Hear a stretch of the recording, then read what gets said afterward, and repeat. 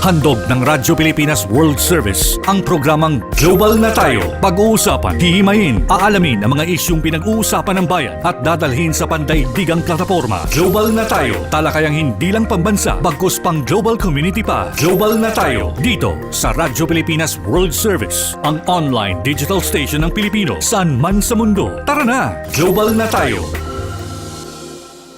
Isang mapagpalang pagbati po mula dito sa inyong Inang Bayan, Pilipinas. Ito po ang programang Global na Tayo at ako po ang inyong lingkod, Ray Sampang. Ang programang Global na Tayo atid po sa inyo ng Radyo Pilipinas World Service, ang online digital platform ng Presidential Broadcast Service Bureau of Broadcast Services. Ako po ang inyong lingkod, Ray Sampang. Kasama po ngayon natin sa edisyong ito ng Global na Tayo, walang iba kundi si Mr. Jerome Toledo. Yan, magandang umaga, Ray. Magandang umaga sa ating mga taga-panood at taga-pakinig ng Radyo Pilipinas World Service sa programang Global na Tayo. Yeah, katatapos lang ni Jerome ng kanyang programang Front and Center, diba? pero talaga lagari talaga si Jerome. At medyo masama na ang tingin sa akin ni Step dahil nilalagari daw kita. Ayan, natin ngayon. Yan sinasabi ko And of course, syempre kasama pa rin natin sa ating Master Control si Mr. Milo Jonela, sa ating Wirecast, of course si Hero, sa ating audio streaming si Leo. Nagsasalita lang naman yan si Leo at saka si Erwin. Alright? Sige po. And of course, tayo po ay napapakinggan at napapanood sa iba't ibang mga social media platforms. Nasusubaybayan niyo po kami sa ating Facebook Broadcast Live. Sa inyong Facebook browser, i-type lamang Radyo Pilipinas World Service. Kayong din, kami po ay napapakinggan ng live sa ating Radyo Pilipinas Live Audio Streaming. Paano? Kung di pa nyo alam, ulitin natin. Paulit-ulit natin sasabihin ito. Kung kayo po ay mayroong smartphone, or sabihin natin iPhone, pag may smartphone kayo, punta lang po kayo sa Google Store. Pag iPhone, punta kayo sa App Store. Yan, doon sa mga dalawang nasabing application na yan, doon sa search box, punta kayo, type nyo lang doon eBox PBS Receiver. Yung E as in Elephant, V as in Victory, O as in October, at yung X as in Xerox. Tapos PBS Receiver. Yan, pindutin nyo po yan at pag lumabas na po yung PBS Radio app, i-install nyo. At kapag na-install na po yan, lalabas na po yung mga tile icon ng mga himpilan sa ilalim ng Presidential Broadcast Service Bureau of Broadcast Services. Kasama po doon ang RP1, RP2, RP3, FM1, FM2, and of course, ang ating Radyo Pilipinas World Service. Itap nyo lang po doon sa tile icon na yon upang mapakinggan nyo ang mga programa ng Radyo Pilipinas World Service. Okay? Siyempre, meron din po tayong YouTube. Meron tayong YouTube channel. Sa inyo pong YouTube browser, type lamang Radyo Pilipinas World Service. Yeah. So, tuloy-tuloy na po tayo ngayon sa ating programa, sa ating Global na Tayo program. Tayo po ay napapakinggan sa iba't ibang panig ng mundo, napapanood sa pamamagitan ng ating social media platform sa Facebook, sa live audio streaming at sa ating YouTube channel. Alright. Maganda pag-uusapan natin ngayong araw na ito, tulad nung tinakil ni Jerome kanina sa Front and Center, yung pong 20 pesos kada kilo ng bigas. Ipagpapatuloy po natin yan dito sa ating Global na Tayo. Mahalaga po yan, lalo-lalo na para sa ating mga kababayan na nasa labas ng bansa, yung mga OFWs natin na nagpapadala ng kanilang remittances dito sa bansa, at yung mga pamilya nila na nandito tumatanggap ng mga remittances na yan, pinakakasya yung budget na pinapadala ng kanilang mga kamag-anak, ama, ina, kapatid, tiyahin, para mapagkasya yung pera. Medyo mas magkakaroon na ngayon, lalo na ng weight yung inyo pong pinapadalang remittances, lalo na kung ang pinapadala nyo pong pera ay pupunta sa Visayas region. Di ba? Bakit sa Visayas region, Jerome? Dahil marami tayong mga kababayan doon na nangangailangan ng murang pagkain. Okay. Bukod doon kasi, yung pilot testing ng 20 pesos per kilo ng bigas ay ipapilot test sa Visayas region. Yun yung naging pahayag ni Department of Agriculture Secretary Chu Laurel, di ba? Uunahin muna ang Visayas region. Ngayon, pag naayos na yung mga tinatawag na logistical issues, ano bang ibig sabihin ng logistical issues? Pag sinabing logistical issues, paano mo siya maitatransport? from one place to another. Okay? Yun ang mga logistical issues. Malaking issue po kasi yan dahil tayo ay isang archipelagic nation. Yun, oo. Pag sinabi nating archipelagic nation, anong ibig sabihin ng archipelagic nation? Tayo isang bansa na pulo-pulo. Maraming isla. Maraming isla. So, napapagitnaan tayo ng mga karagatan. Yan. Tulad. Yan. Hindi naman pwedeng swimming mo lang yan, Oo, di ba? mahirap. Mahirap naman, di ba? Although alam ko, madalas kayo mag-swimming ni Steph sa kung saan-saan, pero ibig sabihin, swimming yun sa swimming pool, di ba? Pero ito pinag-uusapan natin, talagang karagatan to, tsaka bigas ang dala mo, di ba? So malaking issue yung logistics. Saan ka kukuha ng mga sasakyan, vehicle? Malalaki to, ha? Tsaka paano mo ito itatransport across the sea? Yan, di ba? Meron bang mga available na mga malalaking, sabihin na natin, barges na pwedeng and of course, yung cost nito. Siyempre, added cost yan. Kung tutuusin mo, dun sa presyo ng bigas. So, how can you maintain that 20 pesos kung ang daming mga cost involved, di ba? So, bago ka dumating dun sa barge, dun sa Pantalan, siyempre, from point A to Pantalan, babiyahe mo pa ng truck yan. Gastos na naman yan, di ba? So, how will you maintain the 20 pesos kung ganong karalaki ang gastos mo sa logistics? Diba? Yun, di ba? Saka Ray, maidagdag ko lang yung mga kung meron man lang sana tayo mga sea bridges na 'di ba para makakatulong para mai-transport yung ating mga Totoo yan. mga pagkain tulad ng bigas, gulay, diba? Mas madali, no? Makabawas siya sa gastos. Pero ilan lang naman ang sea bridges natin dito, di ba?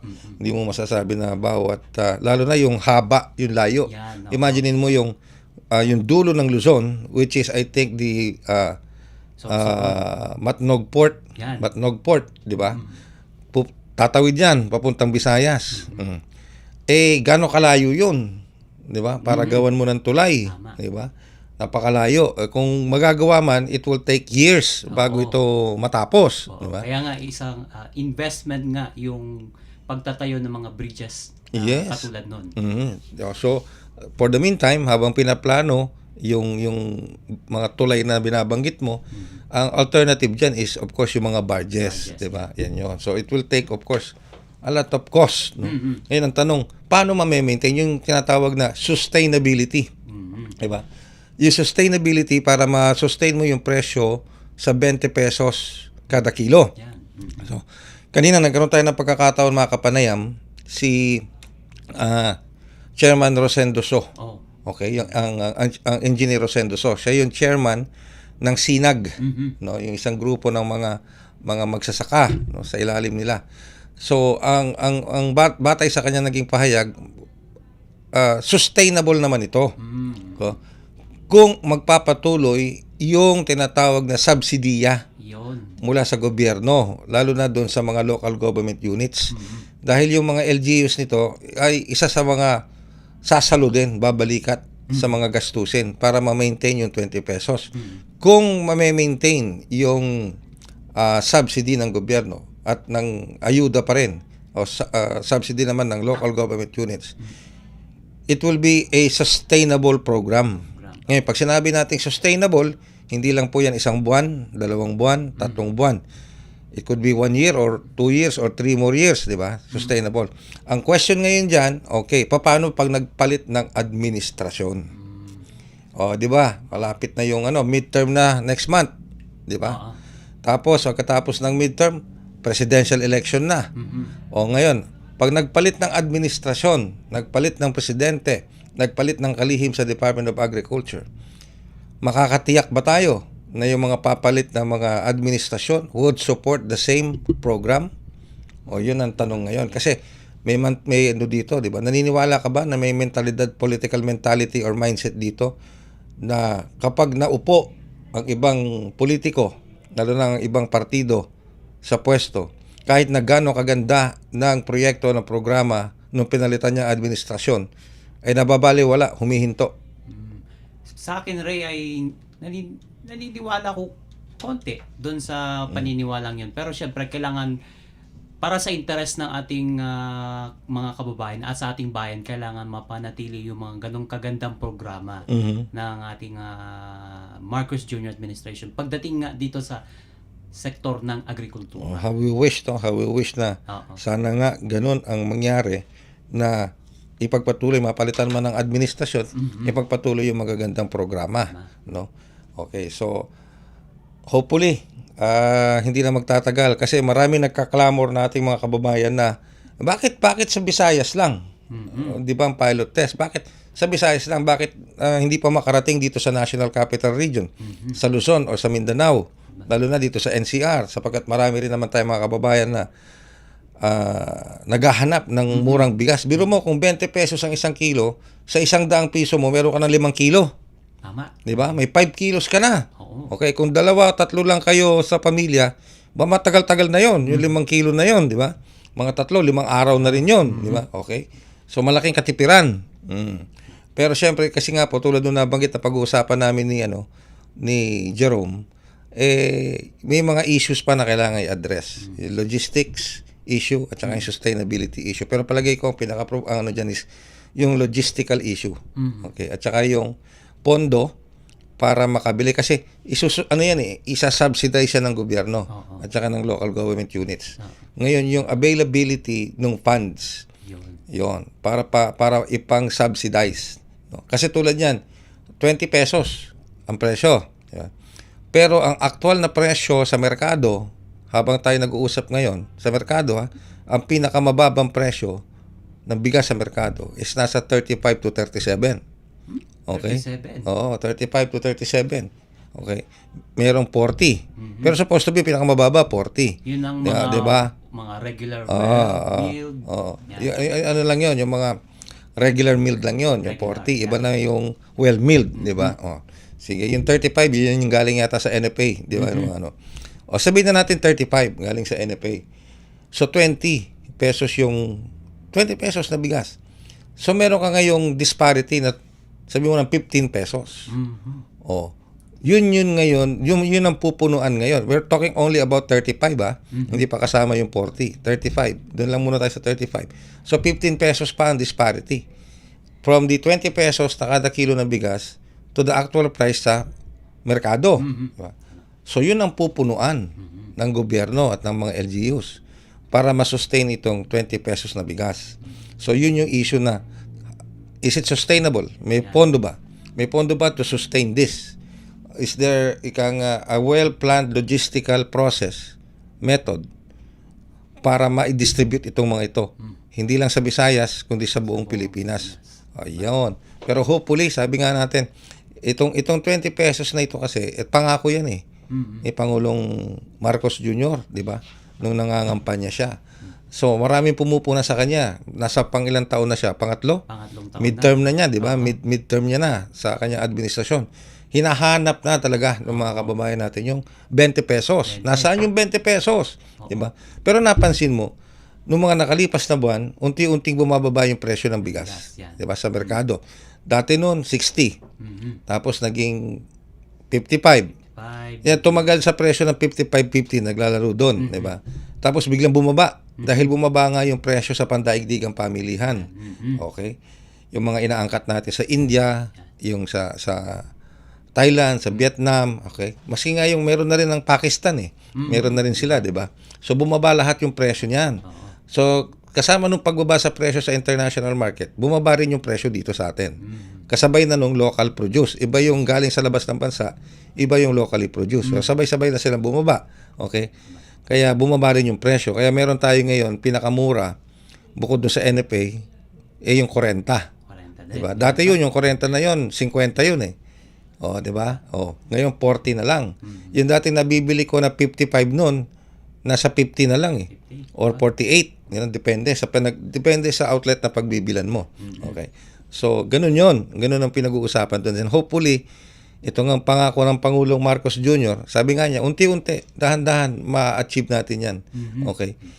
Yung pinangako niya na yan. And it's starting. Ika nga, baby steps. Unti-unti. Okay? Dahil ang problema naman sa agrikultura, hindi lang naman nangyari sa loob ng 1 taon yung problema natin sa agrikultura hindi lang nangyari sa loob ng 6 na buwan o 1 taon. It was an accumulation of mismanagement ng napakahabang taon. So it will also take a long time para makorek mo yung sistema. And putting the right people in charge and having a good example for leadership tulad ng Pangulong Marcos Jr. ngayon, hopefully by the end of his term, kahit papaano maayos na ng itong sistema natin sa Department of Agriculture. At maibalik natin yung tinatawag nating, kasi noong mga panahon na yun, 60s, 50s, 60s, sikat na sikat ang Pilipinas pagdating sa agrikultura. Sa atin lang natuto yan, Thailand. Sa atin lang natuto yan, Vietnam. Okay? Pero ngayon, mas malakas pa sila mag-produce ng bigas. Okay? Kumakain ka ba ng bigas? Madalas, araw-araw. Madalas. Parang hindi naman halata dahil slim ka pa rin. Okay, yan talaga na. Slim pa rin. Anong uri ng bigas ang kinakain nyo ni Step? Naku. Anong klase? Hindi, kung sa akin lang. Hindi. Tinatanong ko yung kayong dalawa ni Step. Anong Wala uri? naman kaming pinagpipilian. Wala kayong pinagpipilian kahit na ano. Oo. Pwede. Kahit na Jasmine, Dinorado, ano pa ba yung iba? Sinandoming, di ba? Yan yung mga regularly makikita mo sa merkado. Jasmine, Dinorado, Pandan, yung mga ganyan, di ba? Yung mga long grain, di ba? Ako, sarap nun yung mga long grain. Pero the more na long grain, buo, the more na mahal. Yan. Yung mga mura kasi broken eh. Merong 5% broken, may 10% broken. Depende. Okay. Sige. So, hopefully po, mga kababayan, lalo na yung mga nakikinig sa atin sa labas ng bansa, malapit na. Konting tiis na lang at matutupad na yung 20 pesos na per kilo ng bigas. Pero may pilot test na, ulitin ko, sa buong Visayas region. December pa yan. Okay. Sa December ba magsisimula? Hindi, magsisimula siya sooner. Sooner. Baka next week nga magsimula na sila diba? Pero hanggang December din. Dapat hanggang December. Kasi para tumaon sa Pasko, Yan, 'di ba? Pag tumaon sa Pasko, malaking tulong, 'di ba? Pag tumaon sa Pasko. Yung mga kainan, syempre. Diba? Kailangan din ng kanin yan. Biruin mo, sa halagang 200 pesos, may 10 kilo ka na ng bigas. 200 pesos. 'Di ba? Hindi na kayo mag-aagawan ni Step sa kanin. At 'di ba? Hindi na kayo mag-aagawan ni Step sa ulam dahil may kanin na, 'di ba? Ayan. Pwede nang mamili si Step, pwede ka na niya sabihan, bili mo ako ng Dinorado. Ayan, 'di ba? Kasi yung matitipid mo doon sa 20, pwede mo nang ipambili ng Dinorado. Biro mo. Kanya, no? 'Di ba? Okay, Milagrosa. Yan. 'Di ba? Nakatikim ka na ba ng bigas na Milagrosa? Ako, hindi. Anak ko yun, habang sinasabi ko. Alam mo, Hanapin natin yan. hanapin mo yan, yung Milagrosa, yung Pandan, at saka, basta yung mga ganyan, na mga premium local rice yan, Milagrosa at Pandan. Okay, sige. Tayo po yung magbibigay daan muna para sa ilang paalala. Paliwanag mo sa tao na hindi totoo yan. Dahil ang totoo, yung totoo ang dapat ninyong malaman. Nagkalat sa internet ang fake news Ang o ginagawa mali ng at fake news, tinatapon niya yung tao. what they are doing is creating panic. We say no. Yung pagkalat ng fake news. And some of it's dangerous. Sana iwasan po natin pag-spread ng fake news. At di magpapakalat ng disinformation at misinformation ang kasulukuyang administrasyon. Stop telling us fake news because you're wrong. Para sa totoo at mapagkakatiwalaang mga balita at impormasyon, Radyo Pilipinas. This is a public service announcement. Maging handa sa oras ng sakuna. Para sa iyo at sa iyong pamilya, laging siguruhin. Go Bag ay nakahanda at naglalaman ng mga sumusunod. Ilang pirasong damit, ready-to-eat na pagkain at inuming aabot ng 3 araw. Personal na gamit para sa inyong hygiene. First aid kit kabilang ang alcohol, bandages, gamot sa lagnat, ubo at sipon, pati na rin ang inyong vitamins at maintenance medicines. Maglagay ng pito, flashlight, lighter o posporo. Huwag kalimutan ang mga charger o power bank. At higit sa lahat, isama ang mga importanteng gamit gaya ng inyong mga legal na dokumento, IDs, ATM o passbook, insurance at iba pa. This is a public service announcement Public service announcement. From PBS, Presidential Broadcast Service and Radyo Pilipinas. Radyo Pilipinas World Service Online. Reaching you in digital format. Anytime, anywhere. From Manila, Philippines. Okay, kayo po ay patuloy na sumusubaybay sa ating programang Global na Tayo. Dito pa rin sa inyong himpilang Radyo Pilipinas World Service, ang online digital platform ng Presidential Broadcast Service. Ako po yung lingkod, Ray Sampang, kasama pa rin. Ang inyong likod, Jerome Toledo po. Ayan, and of course, ang kabady-body at tandem ni Miss Stephanie Vicente, si Jerome Toledo. Jerome and Step. Yan, JS, di ba? Alam mo ba kung ibig sabihin ng JS? Junior, senior. Senior. Yan. Sinong junior sa inyo? Sinong senior sa inyo? Siya ang senior. Siya, seniority. Senior siya. Kung pagbabasehan natin ay posisyon. Posisyon. Pero So, ako- mas marami, since senior siya, mas marami siyang kaalaman. Yan. Yon sa posisyon, mas marami siyang alam. Ayan, Na- sa kanyang trabaho. Okay. Sa trabaho. Sa trabaho. Pero Okay. sa edad, lamang tayo. Mas matanda ka niya sa edad. Sige, liwanagin lang natin, ha? Okay, okay, sige. Kaya malinaw na yan. Malinaw na yan. Alright. Ngayon, ito, kaya ako tinatanong, ikaw ba, Jerome, ano ang usual na na-encounter mong problema sa pang-araw-araw? Ang problema na nararanasan natin sa araw-araw ay, syempre, una dyan, ang pagpasok sa trabaho, traffic. Parang ayaw mo na magtrabaho. Ay, hindi. Yeah, akala. Lagi po tayong nakaka-encounter ng traffic sa kahit saan. Traffic, okay, Oo. sige, alright. Isa na yan. Tapos, ang sumunod dyan, yung mga bilihin natin, syempre, ang mahal. Mahirap mag-budget. Lalo na kung nung nakaraang linggo, mataas, tas ngayong linggo, mataas pa rin ang presyo. So, napapaisip ka, magbabawas ba ako ng aking kakainin? Okay, so ibig sabihin, pera. Pera. Bukod sa stress sa biyahe, siyempre pera. Pera din. Okay, kasi kung may pera ka, pwede kang mag-Grab, mag-Uber. Oo. Ganyan, yung mga TNBS para kahit papaano hindi ka na mahirapan masyado sa commuting. O pera kung para makapag-budget ka na usap, mabili mo yung mga gusto mo. Ayun. 'Di ba? Pera para maibigay mo naman yung gusto rin ng mga magulang mo at ng mga kapatid mo. Yun. Makabili ka ng bahay, 'di ba? O ganyan, pangarap natin 'yan lahat, 'di ba? Oo. So pera. Okay. Kasi kaya ko tinatanong 'yan dahil alam mo, sa atin 'yan dito sa loob ng bansa. Pero ano kaya pagdating sa ating mga overseas Filipino workers na nasa labas ng bansa? Ano ang kanilang nagiging main problem, no? Dito ka magugulat sa akin natuklasan sa isang naging pag-aaral.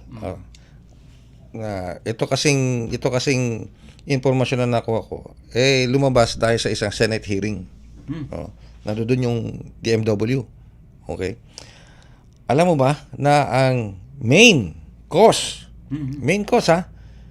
ng suicide sa mga overseas Filipino workers. Trigger warning trigger warning lang, ha. Usapan natin ay suicide.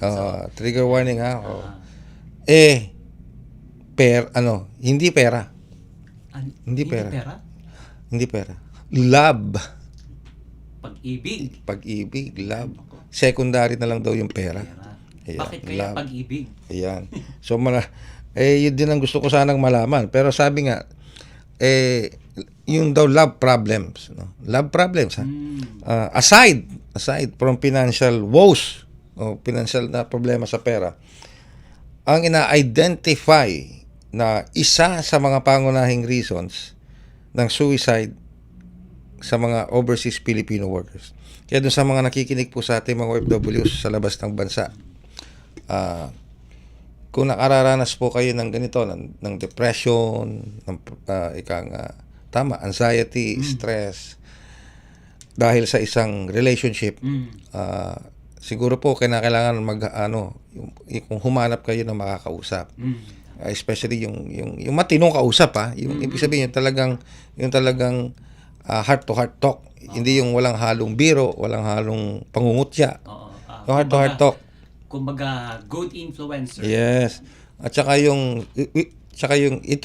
or she will tell you as it is. He will call it a spade a spade. Walang sugar coating. No? Kasi doon mo makikita ang tunay na kaibigan. Ang tunay na kaibigan, hindi yan magsisinungaling sa'yo.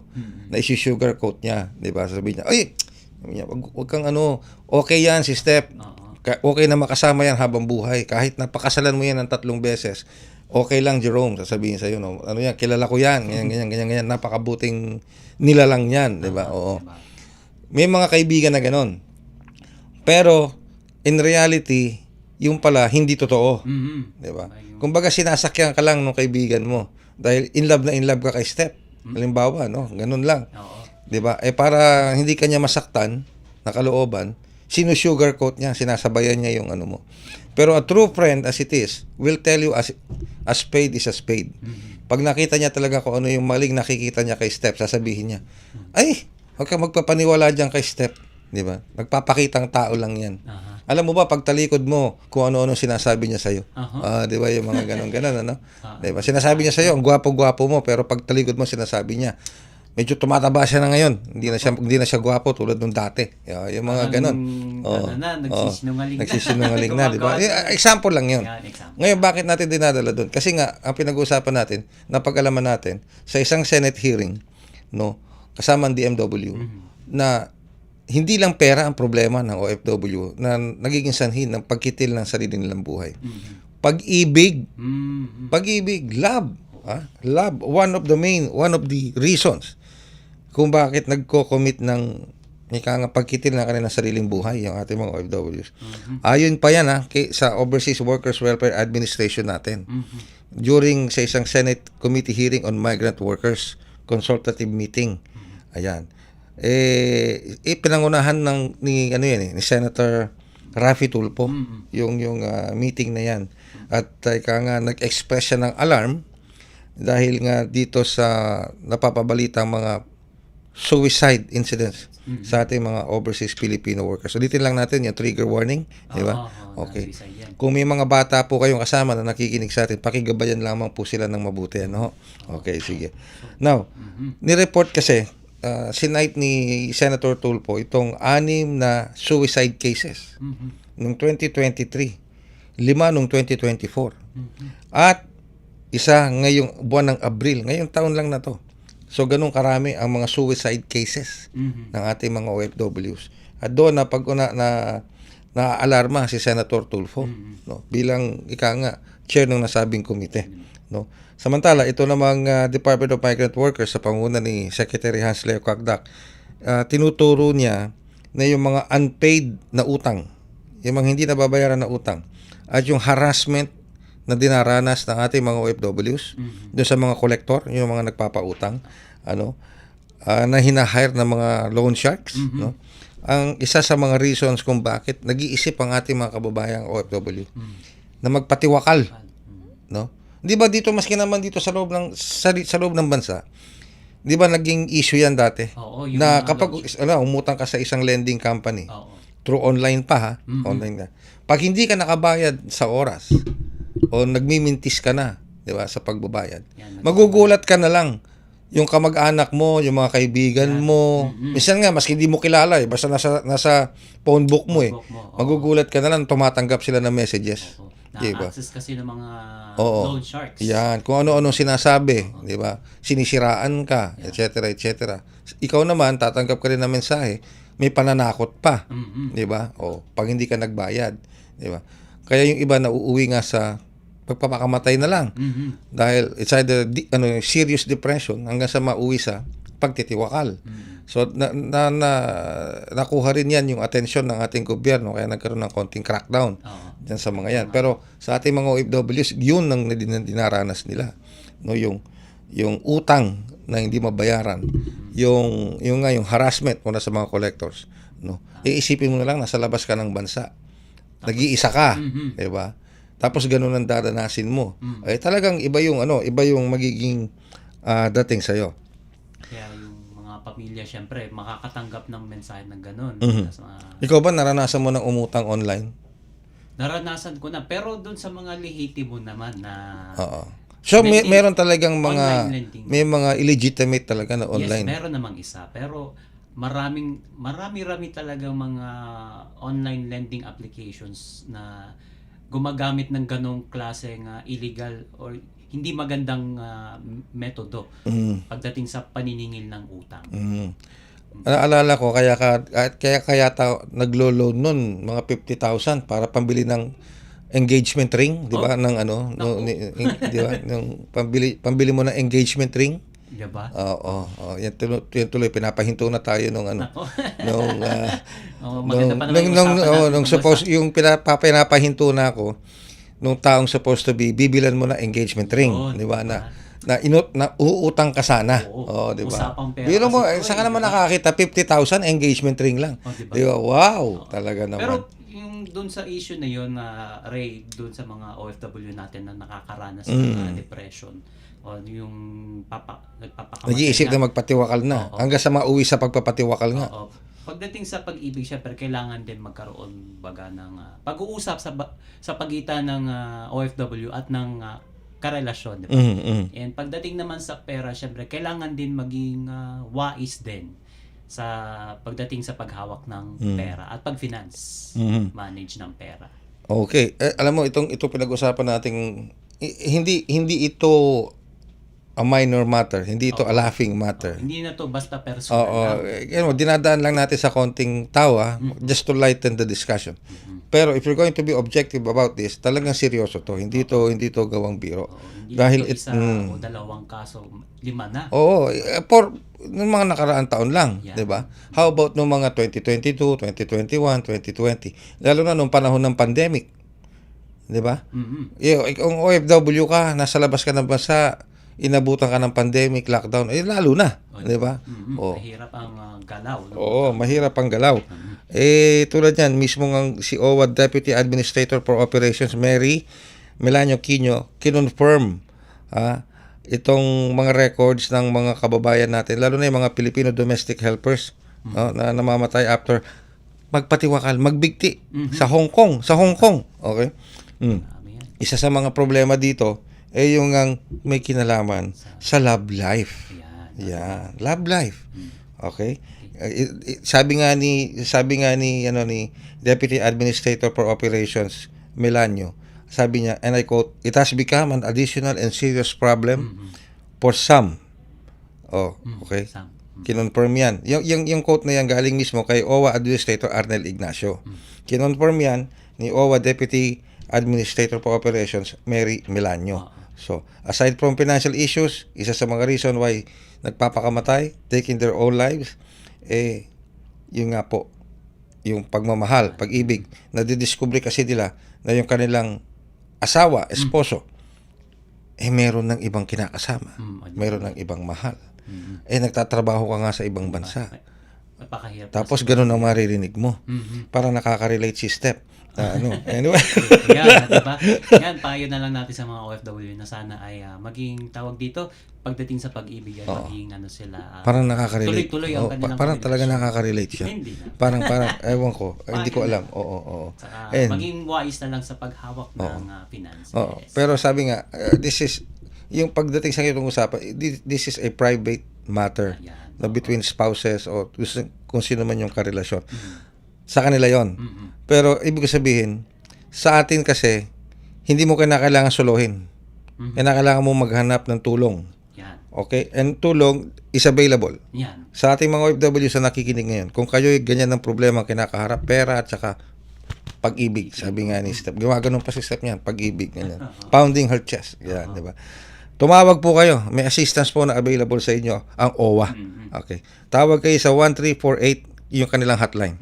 1348 para sa anumang tulong na pwedeng ibigay o ika nga ma-comfort man ng inyong sitwasyon, makausap. Kasi minsan ang kailangan mo lang kausap Kailangan mo lang ma-share. 'Di ba? Yung problema. Hindi mo naman kinakailangan ng agarang solusyon sa problema ng pag-ibig. Ang kailangan mo ma-share mo yung nararamdaman mo. May mabuhusan ka ng sama ng loob. Gumaan. Yan. So, tama yan. Tawag kayo sa 1348 or meron ding mga numbers ang National Center for Mental Health. Okay? Okay. Yung kanilang crisis hotline available 1553. Okay? Kung sa Luzon, landline yan, toll free yan sa cellphone number 0917-899-8727. Meron pang isa 0966-351-4518 at 0908-639-2672. Ayan. Yan naman ay para sa tinatawag na mga numbers mula sa National Center for Mental Health. Okay, Okay, sige. kinakapag na tayo natin producer. Sige, oo. Sabi niya, tama na at masyado na ako nasasaktan. Sabi niya na okay, sige. Anyway, maraming salamat po. At, sa ating mga kababayan, bago tayo tuloy magpaalam, kung nakakaranas po kayo ng ganyan mga problema, nandito lang po ang Radyo Pilipinas World Service, Yan. ang online digital platform. Pwede po nyo kaming ma-reach, no? Sa ating email address. Anong email address natin? dzrp.radiopilipinas@gmail.com. Ulitin mo, isa pa. dzrp.radiopilipinas@gmail.com. Or kung member na po kayo ng aming Facebook page, kung follower, subscriber na kayo, Oo. mag-iwan kayo ng message doon at baka sakaling masagot po ni Step at ni Jerome Yan. ang mga problema Yan. po ninyo sa pag-ibig. Sa abot na aming makakaya. Pero pera, medyo delikado tayo doon. Wala po kami maitutulong dyan. Pero maraming salamat. Thank you very much, Jerome. Thank you, Kare, at maraming salamat po sa ating mga tagapakinig ng Global na tayo dito sa Radyo Pilipinas World Service. Alright, ako naman po yung lingkod, Ray Sampang. Maraming salamat po hanggang sa isa pang edisyon ng programang Global na Tayo. Handog ng Radyo Pilipinas World Service ang programang Global na Tayo. Pag-uusapan, hihimayin, aalamin ang mga isyung pinag-uusapan ng bayan at dadalhin sa pandaigdigang plataforma. Global na Tayo, talakayang hindi lang pambansa, bagkus pang global community pa. Global na Tayo, dito sa Radyo Pilipinas World Service, ang online digital station ng Pilipino saan man sa mundo. Tara na, Global na Tayo.